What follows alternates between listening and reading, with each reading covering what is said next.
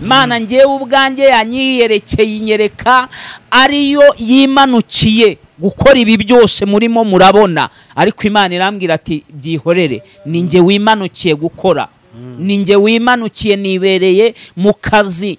Imana irangije irambwira ngo abashumba bankoze mu jisho kugira ngo ibyanditswe bisohore, manukiwe gukubita abashumba. Iki ni ikinyafu cy'Uwiteka, manukiye gukubita abashumba, kandi bagiye guhura n'akazazane, bagiye guhura n'ibyago nyuma y'ibi. Mugiye noneho mugiye kubona ba bantu mwari muzi ko ari abashumba, nibwo mugiye kubabona, nibwo mugiye kumenya abaribo, kandi bagiye guhura n'ikintu cyitwa inzara. Bagiye guhura n'ikintu cyitwa inzara. Tangirana n'ukwezi kwa 10 wageze ngo biri kure. Pasiteri Ego gitare cy'amahanga. Wahindura iki ku cy'Imana yitumye gukora?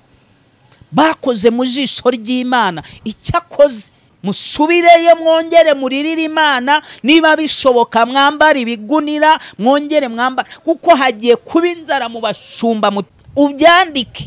Ubyandike dore ninjye mbivuze, kandi mbivuze uko Uwiteka yavuganye nanjye.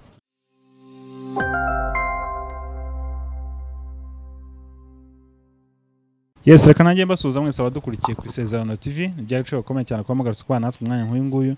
Ndabashimiye mwabone bose ushaka kudukurikiye hano mu Rwanda cyangwa se hanze y'igihugu cy'u Rwanda, nk'inshuti zacu ziri i Burundi ndetse n'abavandimwe bo muri diaspora. Mwese reka mbabwenga amahoro y'Imana abane namwe. Kuri kamera turi kumwe na Pastor P. Hallelujah. Amena. Shalom, shalom, shalom bantu b'Imana. Hallelujah. Narimba kumbuye ku ISEZERANO. Yego. Pastor makuru. Makuru ni meza, turashima Imana. Murakomeye. Turaho, turi amahoro, turakomeye. Uwiteka aracyari mu ruhande rwacu kandi aracyari umurengezi. Amena. Reka tubanze tumushime none. Nukuri. Turagushimye Uwiteka Imana nziza, kuko uri wo kwizerwa ibihe byose. Habwa icyubahiro. Ngushimira cyane uko bwije nuko bukeye, kuko wadukunze ukaturema mu ishusho yawe, kandi ukaturemera ubuntu budukwiriye. Icyubahiro n'ikuzo n'ibibi byawe mu izina rya Yesu. Kakanya keza twongeye kugaruka hano kuri kamera za ISEZERANO TV. Ndagusabye ngo Mwuka w'Imana bane natwe, atuyobore muri iki kiganiro, ko aricyo washimye kandi washatse ko abantu bumva kuri uyu munsi. Izina rya rihabwa icyubahiro mu izina rya Yesu. Amen. Amen. Pastor ubushize waratubwiye uti ubu ngubu mfite channel yitwa Iyacu Top TV. Aya niko bimeze. Abantu bagiye bakore subscribe. Abantu inshuti zanjye mwese mwimuke muve ku ISEZERANO, mugende mukore. Nukwimuka se? Niba haje n'ibyo kwimuka ntago mbyemera. Ariko abantu bo ku ISEZERANO TV bagiye ku Iyacu Top TV. Mujye ku Iyacu Top TV mukore subscribe, munteze imbere, hanyuma tuzamurane. Umuntu ashaka kumva ko ari ukwimuka, ariko warakoze sub ku ISEZERANO ukajya no ku Iyacu Top TV ukayikora, ntekereza ko ntacyo bitwaye. Bose nta na kimwe rwose. Nta na kimwe. Uba unshyigikiye kandi ushyigikiye n'umuvandimwe Evode. Evode mwaramubuze, ariko umunsi umwe nanjye nzamutumira ku Iyacu. Nzamuzana ku Iyacu Top TV. Abantu mwese mutazi Evode, numara gukora subscribe uzatangira unyishyuze Evode. Niko bimeze.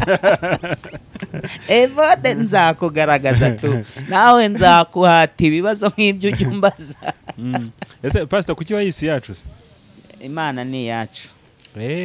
Ntago ari data wacu, ni Imana. Imana ni iyacu twese. Yego nicyo bivuga. Mbere njya kuyitangira yari you and I channel.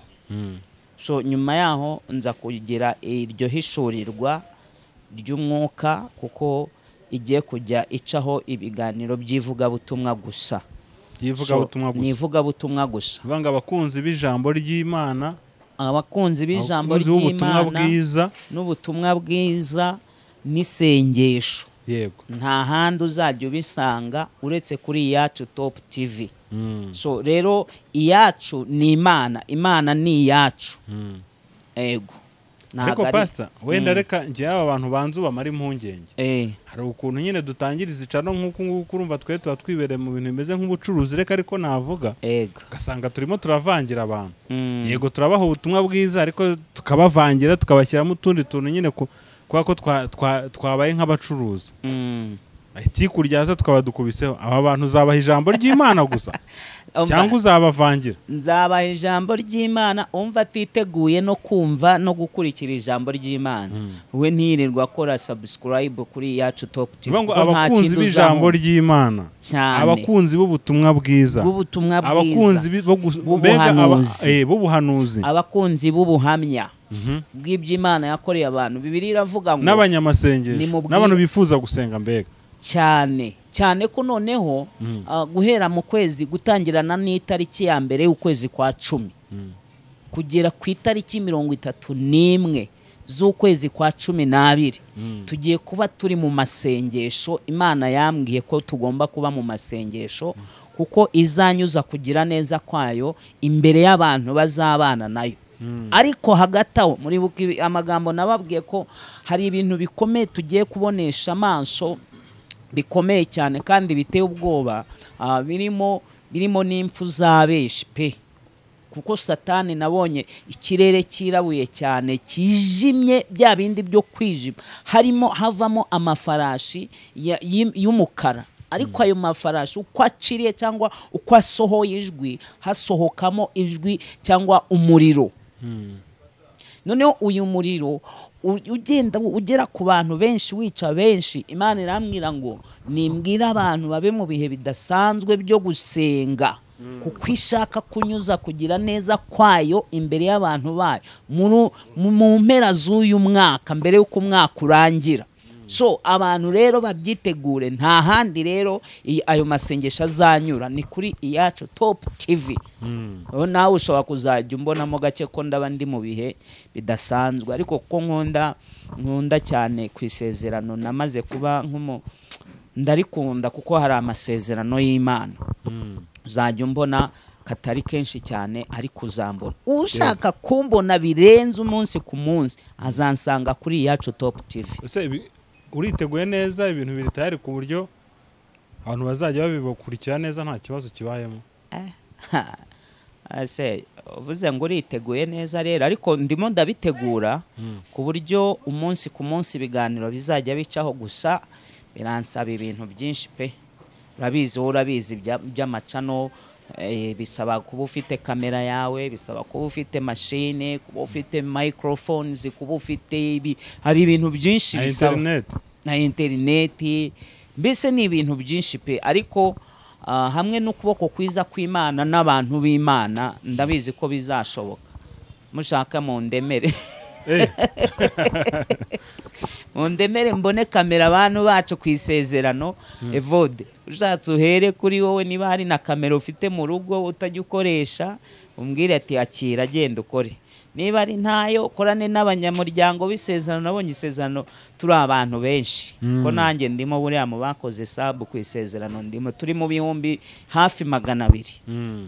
Ubwo rero mundemeye ibyo byose nabibona kugira ngo ubutumwa bwiza buze butugeraho neza. Abantu bifuza kuzasengana nawe cyangwa se bifuza gukorera umugisha, yaca mu gikara akakuvugisha avuga ati ngewe nshobora kugufasha iki ngiki. Cyane rwose, cyane ko atari n'ibintu bigoranye cyane ku bantu bashyize hamwe. Ndabizi abashyize hamwe nta kibananira. Ikindi kandi ni uburyo, aba ari uburyo bwiza by the way umuntu aba abonye aya mahirwe umuntu ayakoresha. Ni uburyo bwiza umuntu aba abonye bwo kugira ngo abashe gukorera Imana. Ntago twese twakicara hano ngo tuvuge, nubwo ibyo kuvuga nta wabibura, ariko ntibyashoboka ko twese twakicara hano ngo tuvuge. Ariko mu gihe ushyigikiye umukozi w'Imana, Bibiliya iravuga ngo uwihuje na Kristo kubw'ubutumwa bwiza ababaye urugingo rumwe nawe. Iyo twamamaza Kristo hari abantu baba barabigizemo uruhare, abo ngabo nabo baba bandikishije mu ijuru. Hari umuntu umwe yigeze atubwira yari umukozi yatangaga ubuhamya, yari umushumba ukomeye cyane, Imana ikoresha ibintu bikomeye. Noneho rimwe aza kugira iyerekwa ngo ageze mu ijuru, agezeyo ahabona amakamba 4, amakamba clones. Noneho ngo ayo makamba uko yayabonye yararutanaga mu bwiza cyangwa se mu cyubahiro cyayo. Noneho ngo Imana iramubaza ngo nk'umukozi wanjye, umugaragu wanjye nishimira, iyo urebye ubona ikamba ryawe muri aya ari irihe? Babizi ko nta wanga ibyiza pe, abantu turanikunda tukikundira. Ahitamo iryari hejuru ryiza cyane kurenza yandi. Imana iramubwira ati wapi, wakishe wibeshye. Ngo iramuhindukiza ihita imugarura mu isi mu buryo bw'umwuka, imwereka ngo mu nguni agakecuru kahoraga kamwingingira, gahora ku gicaniro, ntawe ukitaho mu rusengero, ari agakecuru karaho kisuzugurwa pe, karaho ntawe ukitaho, babona ari agakene karaho, ariko gakunda Imana, kagakunda n'umushumba. Ngo ibiterane byose yakoraga umukecuru yabaga ari ku mava atayavaho. Imana iramubwira ngo iri kamba ureba ni iry'uriya mukecuru mwese mutigeze mumenya, ngo mumenye imirimo ye mumuhe n'agaciro. Ni ukubera ku mava akakwingingira amanywa n'ijoro, nta kintu na kimwe wowe wari wakora uriya mukecuru atakugiriye ku mavi. Irongera imwereka, areba irindi rya kabiri rikurikiyeho, ati basi buryange niri. Imana iramubwira ati wapi, imwereka hari umumama ngo wamwishyuriraga radiyo, akamwishyurira amateleviziyo n'ibindi bikorwa kugira ngo ivugabutumwa ribashe kugenda neza mu buryo bwa finance. Nabyita ko yari afite, uwo muntu yari ameze nk'umuterankunga cyangwa umushoramari mu ivugabutumwa. Noneho Imana iramubwira ngo ikamba rya kabiri ni iry'uriya muntu, niwe ugushyiramo imbaraga, niwe utuma ibyo ukora bye bimenyekana, abantu bakabimenya, bakabyumva, bakitabira, bakaza, ugakoreshwa ibitangaza. Imugeza ku ikamba rya gatatu, iramubwira ngo iri kamba ni iry'umushoferi wawe ugutwara, kuko nta munsi wa rimwe yari yagutenguha kandi akugerezayo ku gihe. Umushoferi, Imana iramubwira ngo ni iry'umushoferi ugutwara, nta munsi wa rimwe yari yagutenguha, aho ugiye hose akugerezayo ku gihe, kuri radiyo akugerezayo ku gihe, amajoro murayararana, kandi urabizi umushahara umuhemba ukungana. Urabyumva? Imana iramuzi, iramumenya n'uwo mushoferi kuko abikora ati atagononwa kubw'umukozi w'Imana. Ikamba rya kane niryo ryari iry'umushumba. Rya nyuma risa nkaho riciriritse mu yandi yose, iryo ryari iry'umushumba. Imana iramubwira ngo wowe just umeze uraho ngaho gusa, utuntu ngukoresha ni dukeya, ariko abakozi banjye banya nabo ngabo mbanje kukwereka. Ati wowe rero utwo ngukoresha ni duke. So abantu bagiye babimenya ko gukorera Imana atari ukuza kuvuga hano gusa kuvuga Imana, n'uwashoyemo aba yakoreye Imana. So ubu rero aba ari umwanya mwiza wo kubiba, ugafata ku mafaranga yawe. Ntago ari amafaranga y'Imana pe, ni amafaranga yawe Imana yakwihereye, ariko ubutunzi bwose buba bwiza, niko Bibiliya ivuga ngo iyo bwererejwe gukorera Imana. So ku mafaranga yawe rero ushobora kuvuga uti mushumba kamera ubundi gura ngahe, ese iyo mashini ko nyifite nyiguhe wayikoresha, hari icyo yakumarira? Abantu babyumve, ntibumve ko wenda twaje gusabiriza. Ndabizi ko no muri comment ariko bari buvuge, ariko ntacyo usabye arahabwa. Nutambera igisambo umpe n'ubundi Bibiliya iravuga ngo musabe muzahabwa. Ndabeshyara? Ndumva ngewe ariko bimeze. Abantu bamfashe dukora uyu murimo, ariko cyane cyane uku kwezi kwa 10, ukwa 11, ukwa 12, aya mezi uko ari 3, ndakurahiye mu ijuru ubane natwe, kuko Imana igiye kunyuza kugira neza kwayo imbere y'abantu, kandi abantu benshi baraza kubasha gucika umujinya wa Satani, kuko Satani yiteguye guhitana benshi muri aya mezi. Utabaye maso azavuge ngo sinavuze, dore nuko njya nza nivugira nkivugira make yanjye n'ubundi niyo nigirira ngahanura uko nategetswe. Ku yacu Top TV niho bizajya bibera. Yego Pastor urakoze cyane, ngira ngo ubwo abari badukurikiye babyumvishe kandi ubwo abantu nyine bamenye ko bagomba gukorera umugisha. Reka ubwo twizeye ko batazadutengo. Turabizeye abantu bo kwisezerano nabizerwa cyane. Nigeze ari umugabo umwe uyu munsi ko numva ikiganiro kigiye kuba ubuhamya arabagira bati nicyo cyatuzinduye ariko niwe reka tubivuge ndumva ari ibyo biza. Ari umugabo umwe ni umukozi w'Imana cyane uzwi witwa Pastor Chris. Pastor Chris yabanye Nigeria, aba muri Amerika ariko ngira ngo no from Nigeria. Ego.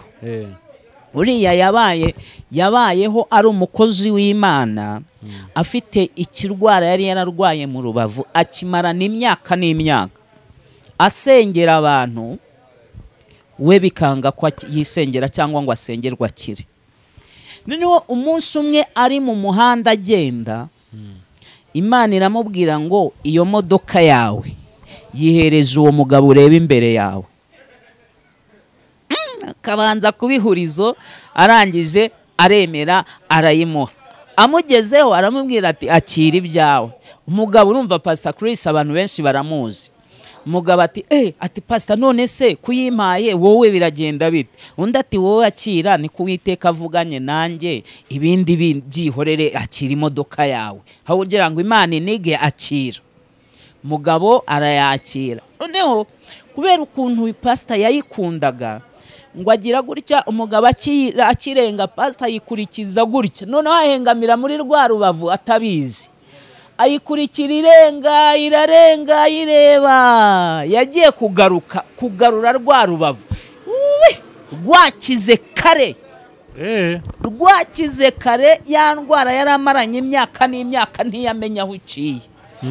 So hari ibintu bimwe bivaho kubwo gukorera Imana muri ubwo buryo. Yego. Umuntu akisanga hari ibintu bimwe bikemutse kubwa kageste gatoya gusa yakoze ko kuvuga ati mpaye umuntu w'Imana mikoro. Nigeze nsengera umudamu umwe nari muri Uganda. Uyu mudamu yakoraga muri leta, akora mu bintu bya internal affairs. Noneho yari amaze imyaka 2 avuye gukorera muri Egiputi, bataramwishyuye, yishyuzaga leta miliyoni 800 z'amashiringi. Amara imyaka 2 yarakubiswe. Ubwo yavuyeyo yaranakoze accident, yaravunikiye muri dushe agendera ku mbago. Amara imyaka 2 adahembwa, leta yishyuza miliyoni 800. Mudamu araza turasengana, twamaranye nk'ukwezi dusenga, ariko mbona wapi nta mpinduka. Kurya yarikopeshaga inzu, nyirinzu kuko we bari baziranye yaramubabariye, aramubwira ati ndabizi byakubayeho, igihe uzayabonera uzanyishyura. Yamaze 2 years atishyura inzu ariko amafaranga yibara. Turasenga mbona nta gihinduka. Mbaza Imana na Imana kuki dusenga ariko nkabona nta gihinduka. Umudamu nza kugira iyerekwa, Imana irambwira ngo nimubwire ntitaye ku bibazo afite, nimubwire agure mikrofone zo mu rusengero. Aha nabaye nka Eliya neza gusanga umupfakazi wari ufite agafu yitegura kurya ngo narangiza yipfire. Noneho umudamu araza aje gusenga, ndabimubwira, arambwira ati yanyitaga umuhungu we kuko yari umumama ukuzemo mu myaka 50 arambwira ati mutabane muhungu wanjye, kuzi ibibazo byanjye, kuzi ko no kurya njya mvuye kwikopesha, ubu koko ayo mafaranga ndayakura he yo kugura mikrofone. Ndamubwira nti niba ushobora kurya wikopesheje, genda ureba ahantu umuntu kuguriza uzugure mikrofone, nyuma y'ibyo ibindi uzabimbaze. Yari umu protestant, nkuko twavuga aba protestanti hakurya abo babita Church of Uganda. Noneho arangije arababara cyane, ndabibona ko ababaye pe, ariko ndamubwira ngo nta rindi sengesho naragusengeye, urabizi amasengesho yashizeyo. Icyo umwuka mbwiye ni icyo, mbabarira ucyumvire urebe uko bigenza. Yaragiye azana 100 by'amashiringi. Icyo gihe mikrofone zaguraga 150, njyewe mfata 50 nyamwongereraho. Ndagenda nzana za mikrofone nzishyira muri urwo rusengero nari mu icyo gihe. Ndangije musengera isengesho rivuga ngo uko izi mikrofone zizajya zikorera Imana, ni wowe uzaba urimo urakorera Imana, Imana ntizigere kwibagirwa. Uzi cyabaye kuva nabaho nanjye sinigeze mbona Imana ikora byihuse nkuko yakoreye uriya mu mama. Mu cyumweru kimwe gusa amaze kugura izo mikrofone, leta yahise imwandikira ibaruwa yo kumusaba imbabazi. Apologizing leta iramubwira ngo tubabarire, iyi myaka yose twarakurangaranye, ariko twemerere usubire no mu kazi. Mu cyumweru kimwe gusa aguze izo mikrofone zo mu nzu y'Imana. Urumva igira intuza zayo. Bahita bamwandikira iretere, bamuha amezi 2 yo kwitegura. Muri ayo mezi 2 bamuhemba, barangije bamwohereza Take muri Turukiya, abariho hajya gukorera. Urabyumva? So uburyo bwo gukorera Imana ni uburyo bwinshi bwagutse. Iyo ubonye opportunity nk'iyi yikoreshe, kuko you never know. 100 cyangwa 500 yawe cyangwa $400 400 cyangwa 1000 wagure iyo kamera, ntuwamenya. Nigeze ndibuka muri 2016 kuri Christmas yaho nari mfite 250 nagombaga gusohokanamo na famiye. Turi mu materaniro, umwuka w'Imana arambwira ngo nta soni wumva ufite kuba ugiye guspending 250 muzi na keyboard y'igipfu mufite mu rusengero. Numva karankorogosoye pe. Ndahaguruka bucece, mfata mikoro mbwira madamu mwiteraniro, ndamubwira nti sheri, ndati karame, aturabizi uyu munsi ntitugisohotse. Mbona ndebye ikijisho andebye ikijisho ntigeze mbona. Ngani byihanganire tuzaba dusohoka. Itambwira iteraniro, ndababwira nti muzi ikintu umwuka w'Imana avuganye nanjye. Ndababwira nti mwese uko muri ahangaha mwiteguye gusohoka, ndabizi. Urabizi ko kuri Christmas abantu bararyoshya, abantu biyitaho pe. Ndababwira nti njyewe umwuka avuganye nanjye aya magambo, niko umwuka avuganye nanjye. Undi muntu wumva ashaka gukorera umugisha ahaguruka ze inyuma yanjye. Mfite 200 nahise nsigara na senkani. Mfite 200 dukeneye keyboard ya miliyoni. Nkeneye abandi bantu bahagarara inyuma yanjye tukuzuza keyboard. Ntacyo byamara, turagenda turye, niturangiza tugaruke twanabyibagiwe ko twariye. Ariko icyo tugiye gukora mu nzu y'Imana kizahora kituvugira. Abantu barabyumva pe, bakorwaho, baraza, turitanga, tubona keyboard ya miliyoni n'ibihumbi 200. Icyo gihe hahise haboneka 1,200,000. None muri 2017 igeze tugiye kubyara, Evo nari merewe nabi. Cyakoze ibikoresho by'umwana byaraguzwe. Noneho madamu kubera ko yabyaraga bazwe, byansabaga ko muvuriza muri prive.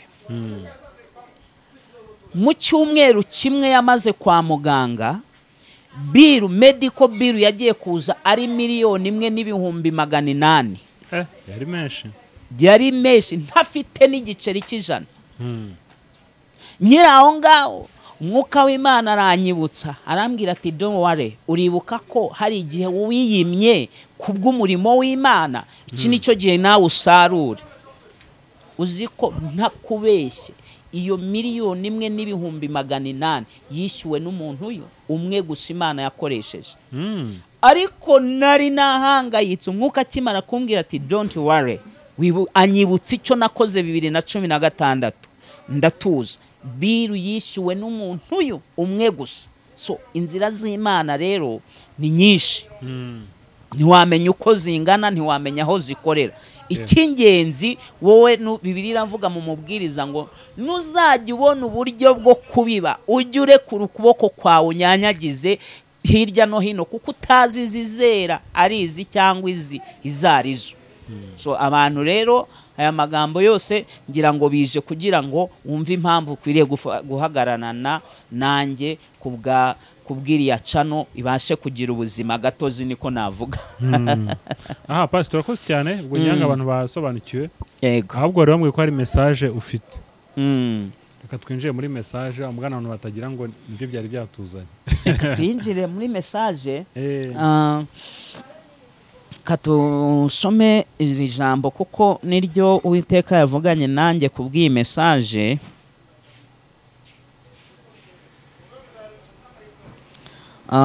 Reka turebe muri Matayo ibice 26, ubutumwa bwiza uko bwanditswe na Matayo ibice 26 umurongo waho wa 31.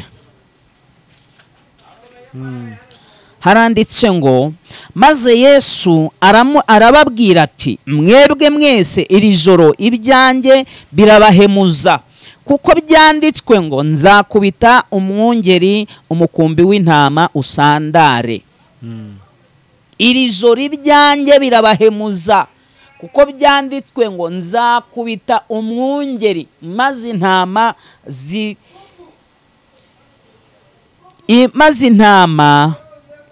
maze umukumbi w'intama usandare. Usandariye he rero? Ubutumwa bwiza uko bwanditswe na Mariko ibice 14 umurongo wa 27 haranditse ngo maze Yesu arababwira ati mwese muri bugushwe, kuko byanditswe ngo nzakubita umwungeri intama zisandare. Haze ndi mu bihe bidasanzwe byo gusenga, maze kumva ko insengero zongeye gufungwa, maze kumva ko hari uburyo itorero risa nkaho ribangamiwe mu buryo bumwe cyangwa bubiri, niko nibazaga muri nge, ni nako abantu benshi ahari batekerezaga. Ariko ndagira ngo ngaruke mbamara impungenge, ndagira ngo ngaruke mbabwira ngo ntihagire umuntu wongera kugira impungenge ariyo yose. Imana ngewe ubwanjye yanyiyerekeye inyereka ariyo yimanukiye gukora ibi byose murimo murabona. Ntabwo ari impamvu z'ubuyobozi cyangwa ngo ni komite ibishinzwe. Wapi, bariya babaye abakozi b'Imana mu cyimbo cyanyu mwabashumba mwe. Ibi bintu birakaze, ibi ndabivuga nanjye ndi umushumba. Niyo mpamvu nagize n'icyo kibazo cyangwa n'uwo mutwaro wo gusenga cyane. Ariko Imana irambwira ati byihorere, ninjye wimanukiye gukora, ninjye wimanukiye nibereye mu kazi.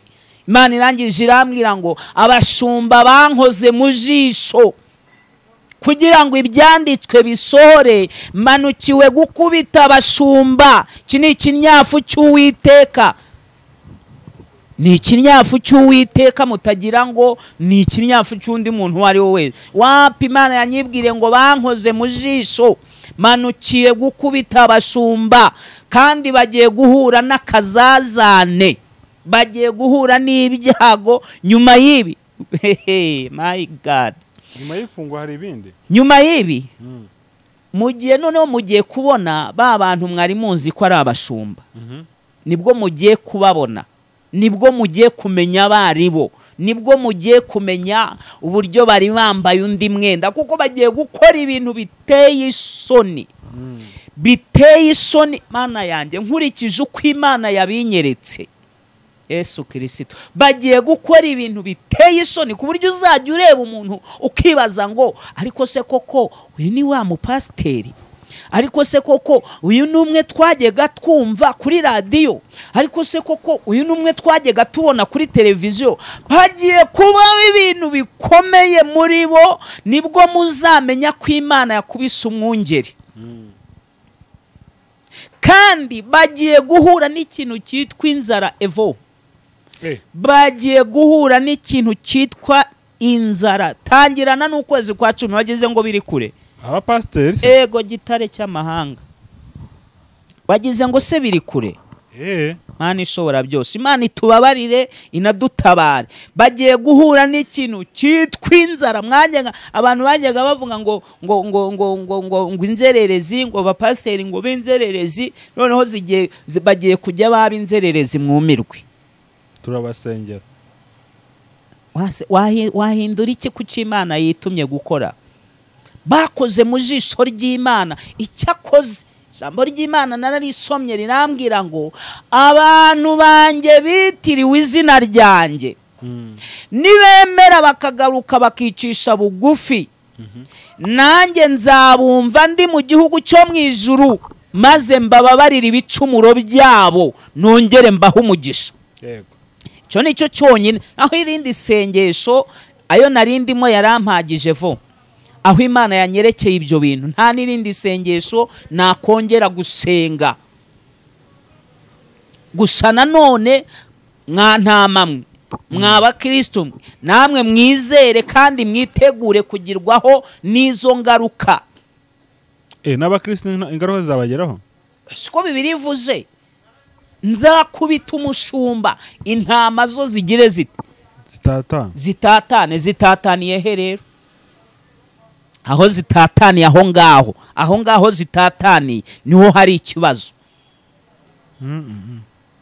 Aho zitataniye aho ngaho nanjye sinzigera ngira icyo nza kuvuga Imana itavuganye nanjye ngo nze mvuge. Ariko reka mbabwize ukuri, mube maso. Ibi ni ibintu mugiye gutangira kubonesha amaso yanyu mu kwezi kwa 10. Nushaka ubwite ubuhanuzi bw'ukwezi kwa 10. Ni ibintu mugiye gutangira kubonesha amaso yanyu muri uku kwezi kwa 10. Narababwiye ejo bundi narababwiye ngo mu mpera z'uyu mwaka Satani afite umujinya mwinshi. Mwahoze mwumva ibintu byabaye ejo, wumvisha umutingito wabaye. Yego. Ntago wabaye mu Rwanda gusa, hafi y'isi yose. Uribuka ubuhanuzi nababwiye ngo hagiye kubaho ibintu mutari mwabona kandi bigiye kuba ku isi yose. N'umujinya wa Satani afitiye isi yose, si n'u Rwanda gusa, ahubwo n'umujinya wa Satani afitiye isi yose. Bantu mube maso. Ibi ni ibintu biba birimo biraza biraho gusa byo kubateguza kugira ngo abantu babe maso. Imana amahoro iturengere, hagira abantu bahagarara mu byuho, hagira abantu baba maso basenga, hagira abantu baba maso bingingira isi, bingingira itorero, bingingira igihugu. Imana izacururuka. Ariko uku kwezi kwa 10 ko mugiye kubona ibintu mukuri bitari byabaho mu buzima bw'abantu cyangwa mu mateka yo kubaho kw'abantu. So you pastors mube maso. Abirirwaga mwitotombera ibyo mwitotombera. Buri muntu wese niyongere yisuzume arebe uruhare rwe mu gufungwa kw'insengero, kuko Imana yambwiye ngo bankoze mu jisho kandi gukora mu jisho ry'Imana. Murabizi muri aba pasteri muzi icyo bisobanura, muzi n'icyo bivuga. Ngewe rimwe na rimwe mbabazwa n'uyu mukumbi ubugiye gutatana, ariko kuko ari ibintu byavuzwe na Kristo ubwe yaravuze ngo birabagusha. Yego nibyo birabagusha, ariko ahagurukiye gukubita umwungeri. Intama rero nimukomere, nimube maso muri ibi bihe bidasanzwe. Imana izagirira neza kandi izanyuza kugira neza kwayo imbere y'abantu bazabana nayo. Pastor ko mvungi umukumbi ari wumbabaje.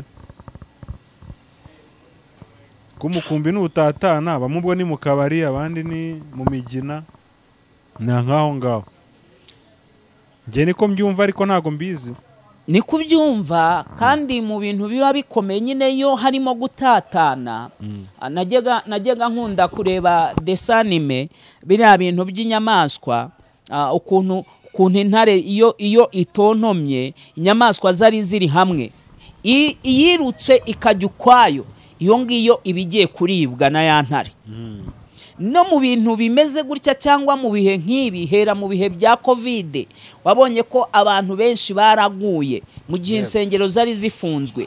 abantu benshi baraguye, abandi baragerageza. Ubu nibwo hasaga nkaho hongeye kugaruka ububyutse mu bantu, niho hasaga nkaho hongeye kubamo revival. So kuvuga ko abantu bamwe bazagwa ntago ari wowe urabubagushije, kuko nubundi iyo bazatatanira iyo harimo no kugwa. Icyakora hari abazasigara bakomeye bakagenda bakajya mu zindi nsengero aho zigifungwa, aho bagiterana, uretse ko naho nta mwuka w'Imana cyane uzaba uhari. Nicyo kibabaje, nta mwuka w'Imana cyane uzaba uhari, nicyo kibabaje, ariko zizaba zihagaze. Ubwo rero uzashaka gucika umujinya w'Imana, aho kugira ngo ugende ujye kugurambarare kuko umushumba wawe ubonye hari ibyabaye utari witeguye, byakire hakiri kare. Narababwiye ngo nta kintu na kimwe Imana ishobora kuvuga cyangwa gukora itabanje kubwira abantu bayo b'abahanuzi ibihishwe by'ubwiru bwayo. Si ukugira ngo tuyigamburuje, aka kantu kanotingi ntago ari ukugira ngo tuyigamburuje, ahubwo ni ukugira ngo dutangaze. Urabona nk'abantu bashinzwe iteganyagihe baricara bakavuga, nubwo byo biba ari iteganyo, ari igiteganyo bateganya, niyo mpamvu babyita iteganyagihe.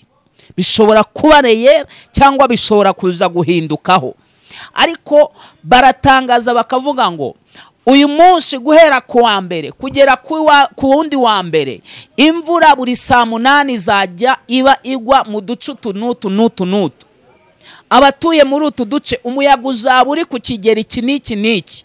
Mwitegure, kandi imvura nigwa ntimuzugame munsi y'ibiti kuko hazaba harimo n'inkuba nyinshi. Bakabitangaza. It's up to you kwirinda ukurikije iteganyagihe icyo rivuga. N'ubuhanuzi nubwo buryo bukoramo.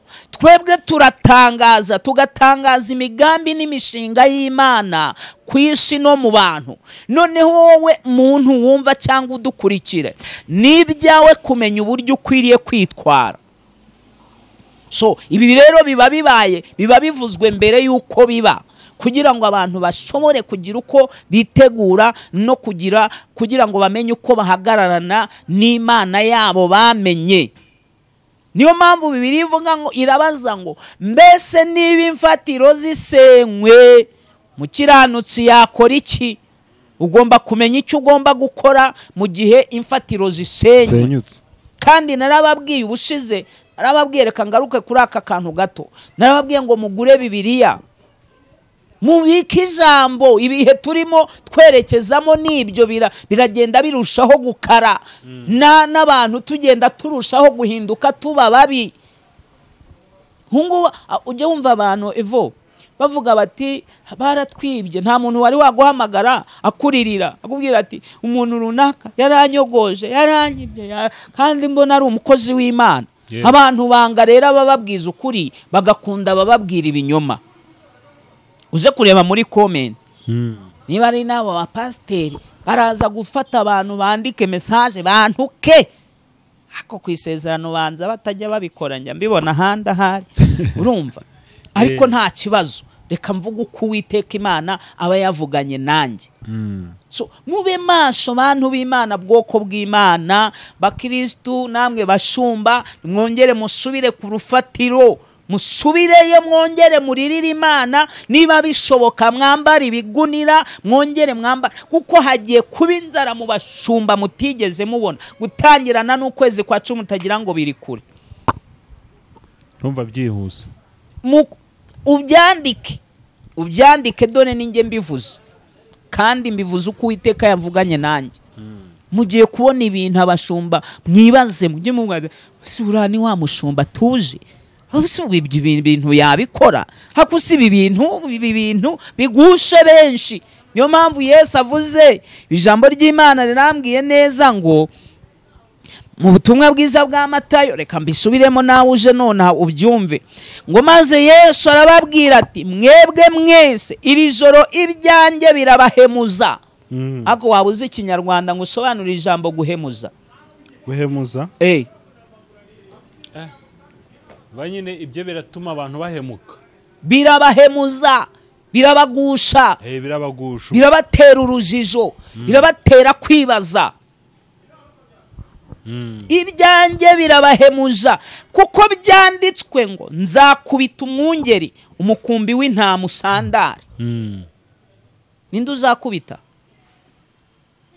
Kristo ubwe ni urimo aravuga ngo nzakubita umwungeri umukumbi w'intama utatane usandare, uje mu birura abandi barere, ariko mube maso. Ngiye n'ukuri mbanzanye kurabura, abivuga uko Uwiteka yabintegetse. Yego. Ntihagire ubumva ko ari we mvuze, ntihagire uvuga ngo yatuziye, ntihagire uvuga ngo yaduhagurukiye. Ntago ari njye wabahagurukiye, nta n'umuntu wigeze abahagurukira. Imana nyir'ubwite niyo iduhagurukiye, niyo ihagurutse, kuko mwayikoze mu jisho. Wenda nanjye ndimo, ariko ndashima Imana ko iyo namaze kumva umugambi w'Imana menye icyo gukora. Yesu akuvuga ati ubundi se wowe uri ikintu uri umushumba, nanjye ndimo wo kabyarawe. Shumba bene data, nimugaruke, nimwongere mushaka Imana, musubire ku isoko, mwongere munyeganyeze imvumba y'amavuta. Niba ari imvumba y'amavuta, mwongere munyeganyeze, musubireyo. Bibiliya irambwiye neza ngo nimugaruka nanjye nzabagarukira, nimwicisha bugufi mugashaka mu maso yanjye nzahindukira ncururuke. Nimuze dukore igishoboka cyose turebe ko umujinya w'Imana wacururuka, abantu b'Imana bakagubwa neza, bakagira amahoro. Yego. Nuko rega ibyanjye ubwo mba mbishoje. Pastor, ubutumwa nubwo mba mbishoje, kugira ngo ubutumwa buroroshyera, mba mbishoje pe.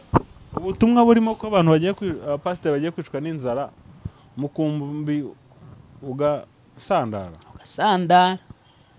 Niko kuri. Umukumbi ugasandara, mube maso. Abantu basengereye umukumbi ugiye gusandara, musenge cyane. Hanze hari ibirura mwa mukumbi mwe, aho mutatanira ni habi.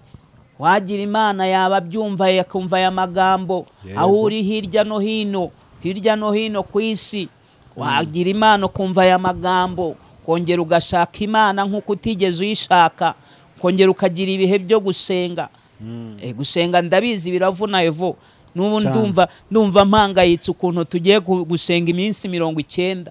None se njyeho nkubeshye, iyo mfite uburyo rwose, mfite n'icyo kurya, ngewe mba numva nakwirira.